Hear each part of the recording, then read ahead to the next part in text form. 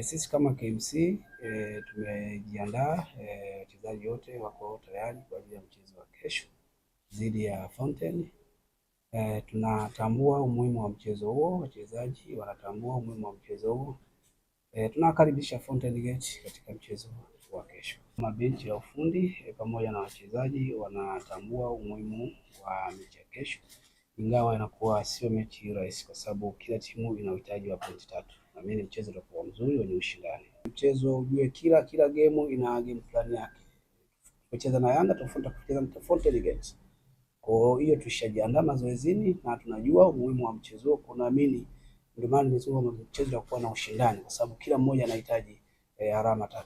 Kwa nafasi ya mwisho hii tunaitambua na wachezaji tambua, na mchezo wa kesho hamna haja ya kuzuia. Lazima tutafuta matokeo kulingana na nafasi ambayo tuko nayo.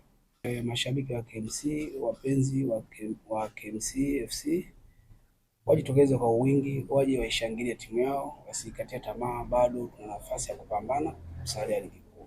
Support yao ni muhimu sana kwa nguvu wachezaji wetu. Kwa upande wetu wachezaji tumejiandaa vizuri na tunajua nafasi ya kuwepo na umuhimu wa mechi. Kwa hiyo lazima tukapush kwa 100% ili tuweze kupata alama 3. Kwanza sisi kama wachezaji bado hatujakata tamaa. Tunajua tuna michezo 9 mbele yetu na katika kila mchezo lazima tupate alama 3 ili tuwe na uhakika wa kusalia. Kwa hiyo tunapeana morali wenyewe kwanza kama wachezaji, na kwenye morali hiyo tunaamini kabisa tunaweza tukapata alama nyingi zaidi na tukasalia.